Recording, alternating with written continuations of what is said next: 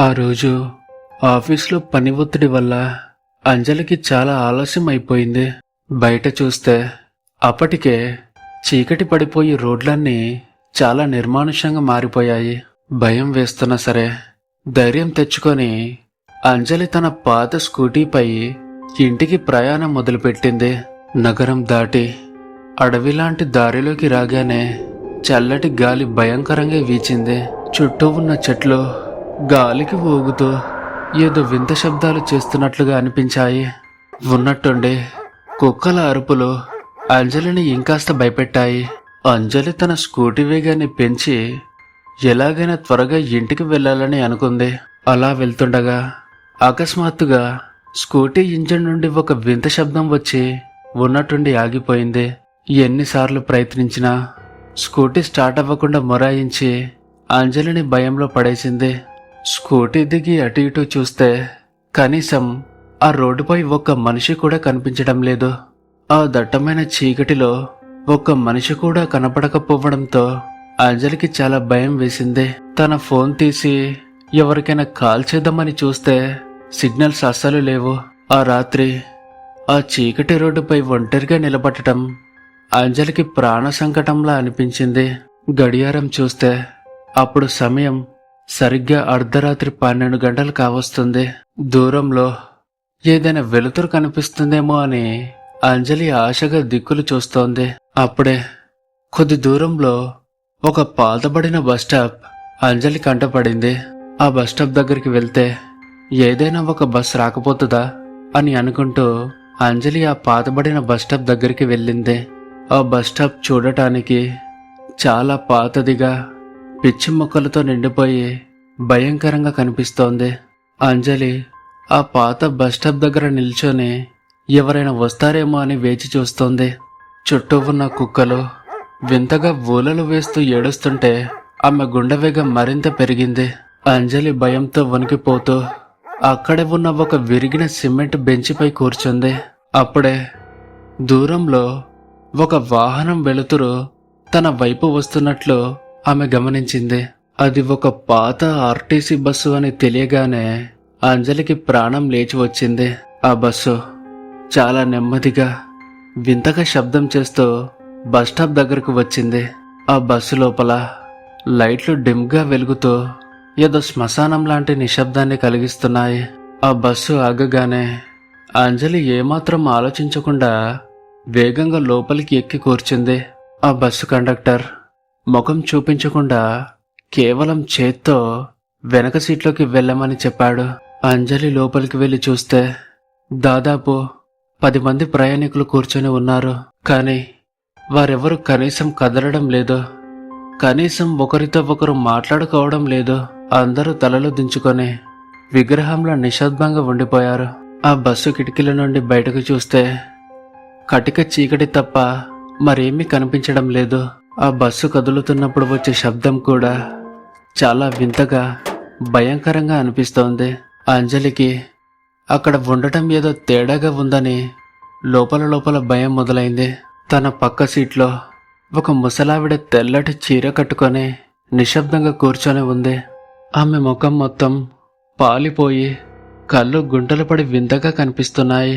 అంజలి ధైర్యం చేసి, అమ్మా, ఈ బస్సు సిటీకి వెళ్తుందా అని అడిగింది.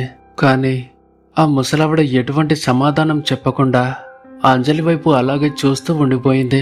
ఆమె కళ్ళు మొత్తం తెల్లగా భయంకరంగా ఉన్నాయి. అది చూసిన అంజలికి ఒక్కసారిగా ఒళ్ళంతా చెమటలు పట్టి వణుకు పుట్టింది. ఆ బస్సులోనే మిగతా వాళ్ళు కూడా నెమ్మదిగా తలలు పైకెత్తి అంజలిని చూశారు. వాళ్ళందరి ముఖాలు వికృతంగా మారిపోయి కళ్ళు రక్తంలా ఎర్రగా వెలుగుతున్నాయి. కండక్టర్ టికెట్ ఇవ్వడానికి అంజలి దగ్గరకు రాగానే ఆమె మరింత భయపడిపోయింది. అతని చేతిలో మనిషి చేతుల్లా లేవు, కేవలం ఎముకలు మాత్రమే కనిపిస్తున్నాయి.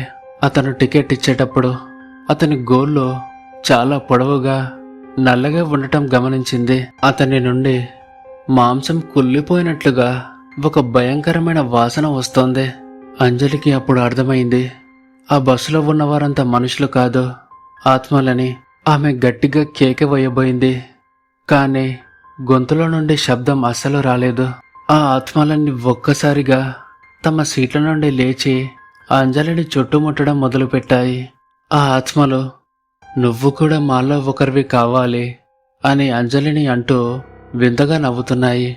అకస్మాత్తుగా అంజలికి 10 ఏళ్ల క్రితం ఇదే దారిలో జరిగిన ప్రమాదం గుర్తుకు వచ్చింది. ఆ రోజు ఒక బస్సు లోయలో పడి అందరూ సజీవ దహనం అయ్యారని విన్నది. ఆ ప్రమాదంలో చనిపోయిన వారే ఇప్పుడు తన ముందు ఆత్మలుగా ఉన్నారని తెలిసింది. అప్పుడు అంజలి ప్రాణభయంతో బస్సు డోర్ వైపు పరిగెత్తడానికి తీవ్రంగా ప్రయత్నించింది.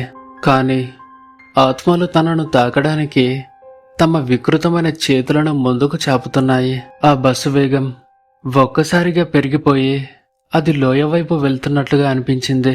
అంజలి తన దగ్గర ఉన్న దేవుడి ఫోటోని తీసి గట్టిగా ప్రార్థించడం మొదలుపెట్టింది. ఆ ఫోటో చూడగానే ఆత్మలు ఒక్కసారిగా వెనక్కి తగ్గి భయంతో అరిచాయి. ఆ బస్సు తలుపులు వాటంతటా అవే తెరుచుకోవడంతో అంజలి బయటకు దూకేసింది. రోడ్డుపై పడి దొర్లుకుంటూ కొంత దూరం వరకు వెళ్లి స్పృహ కోల్పోయింది. మరుసటి రోజు ఉదయం కొంతమంది బాటసారులు ఆమెను చూసి నిద్రలేపారు. అంజలి కళ్ళు తెరిచి చూస్తే తను అదే పాత బస్టాప్ దగ్గర పడి ఉంది. ఆ రాత్రి జరిగినవన్నీ ఒక పీడకలలా అనిపించినా తన ఒంటిపై గాయాలు ఉన్నాయి. ఆమె స్కూటీ పక్కనే పడి ఉండటం చూసి ఆమె వెంటనే దాని దగ్గరకు వెళ్ళింది. ఈసారి స్కూటీ ఒక్క కిక్కుతోనే స్టార్ట్ అవ్వడం ఆమెకు చాలా ఆశ్చర్యం కలిగించింది. అస్సలు వెనక్కి చూడకుండా అంజలి బండిని వేగంగా నడిపి తన ఇంటికి చేరుకుంది. ఇంటికి వెళ్ళాక అద్దంలో తన ముఖం చూసుకున్న అంజలి ఒక్కసారిగా షాక్ అయిపోయింది. ఆమె భుజంపై 5 నల్లటి వేలి ముద్రలు స్పష్టంగా కనిపిస్తున్నాయి. ఆ చేతి ముద్రలు కండక్టర్ తనను పట్టుకున్న చోట ఏర్పడ్డాయని ఆమెకు అర్థమైంది. ఇంటి తలుపులు అన్ని గట్టిగా వేసి ఆమె ఒక గదిలో కూర్చొని ఏడవటం మొదలుపెట్టింది. పగలు కూడా ఆమెకు ఆ ఆత్మల భయంకరమైన నవ్వులు వినిపిస్తున్నట్లుగా ఉంది. అప్పుడే తన స్కూటీ డిక్కీలో ఒక పాత కాగితం ముక్క ఉండటం ఆమె గమనించింది. దాన్ని తెరిచి చూస్తే అది 10 ఏళ్ల క్రితం నాటి ఒక బస్సు టికెట్. ఆ టికెట్ మీద రక్తంతో "మేము నిన్ను వదలము" అని రాసి ఉంది. ఆ రోజు నుండి అంజలి జీవితం పూర్తిగా ఒక నరకంలా మారిపోయింది. ప్రతి అర్ధరాత్రి తన ఇంటి బయట బస్సు హారన్ శబ్దం వినిపిస్తూనే ఉండేది. అంజలి కిటికీల నుండి చూస్తే చీకట్లో ఆ పాత బస్సు ఆగి ఉన్నట్లు కనిపించేది. బస్సులో ఉన్న ఆ తెల్లటి కళ్ళు తన వైపు చూస్తున్నట్లు ఆమెకు అనిపించేది. ఇంట్లో ఉన్న వస్తువులు వాటంతటా అవే కదులుతూ కింద పడిపోవడం అంజలిని మరింత భయపెట్టేవి. అంజలి ఎవరికి ఈ విషయం చెప్పినా ఎవరూ ఆమె మాటలు నమ్మడం లేదు. ఆమె ఒంటరిగా ఉన్నప్పుడల్లా ఆ కుళ్ళిన వాసన ఆమె గదిలో వ్యాపిస్తూనే ఉండేది. ఆమె ప్రాణాలు ఆ ఆత్మల చేతిలో చిక్కుకున్నాయని ఆమెకు స్పష్టంగా అర్థమైంది. ఒక అమావాస్య రాత్రి అంజలి గదిలోకి ఆ కండక్టర్ ఆత్మ నేరుగా ప్రవేశించింది. అతని కళ్ళు నిప్పు కణాల్లో మెరుస్తూ అంజలిని తన వైపుకు రమ్మని పిలిచాయి. "నీ సమయం ముగిసింది. మా బస్సు నీ కోసం వేచి చూస్తుంది" అని ఆ కండక్టర్ అన్నాడు. అంజలి చాలా భయంతో వణికిపోతూ దేవుడిని ప్రార్థిస్తూ గది మూలలో ముడుచుకొని భయంతో కూర్చొని ఉంది. కాని ఆ రోజు అమావాస్య కావడంతో ఆ ఆత్మశక్తి ముందు ఆమె ప్రార్థనలు ఏమీ పనిచేయడం లేదు. ఉన్నట్టుండి ఒక్కసారిగా గదిలోని లైట్లు ఆరిపోయి వింత శబ్దాలు రావడం మొదలయ్యాయి. అంజలి స్పృహ తప్పి కింద పడిపోగా ఆ ఆత్మ ఆమెను తాకింది. మరుసటి రోజు ఉదయం అంజలి తన ఇంట్లో ఎవరికీ కనిపించకుండా మాయమైపోయింది. పోలీసులు ఆమె కోసం గాలించినా ఎక్కడా ఆమె ఆచూకీ దొరకలేదు. కానీ ఆమె స్కూటీ మాత్రం అదే పాత బస్టాప్ దగ్గర పడి ఉంది. ఆ స్కూటీ మీద అంజలి వేసుకున్న అదే రకమైన బట్టలు ఉన్నాయి. ఆ ఊరి ప్రజలు ఆ దారిలో వెళ్లాలంటేనే భయంతో వణికిపోతూ ఉంటారు.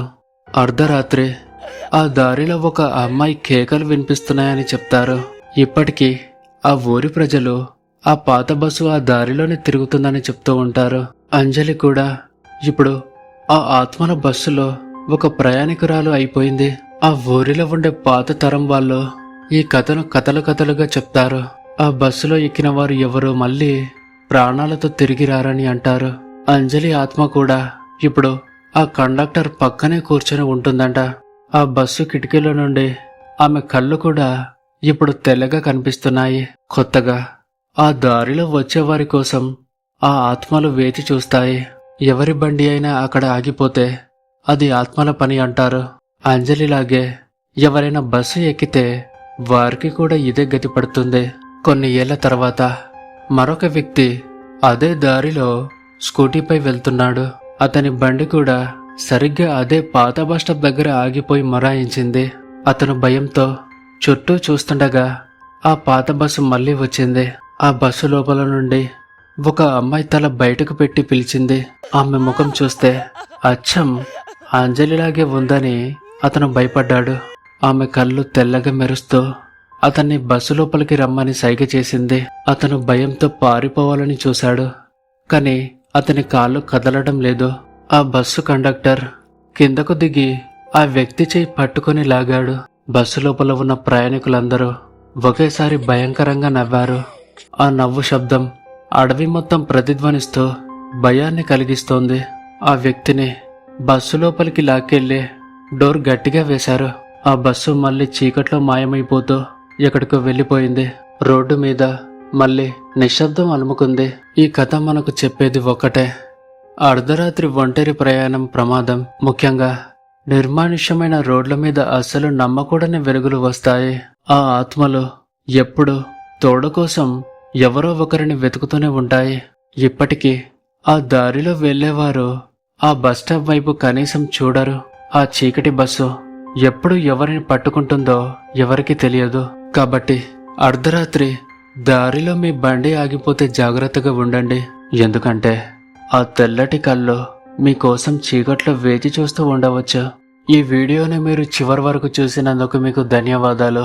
ఈ వీడియో మీకు నచ్చినట్లయితే లైక్ చేయండి. మరిన్ని ఇంట్రెస్టింగ్ హారర్ వీడియోస్ కోసం మన ఛానల్ని సబ్స్క్రైబ్ చేసుకోండి.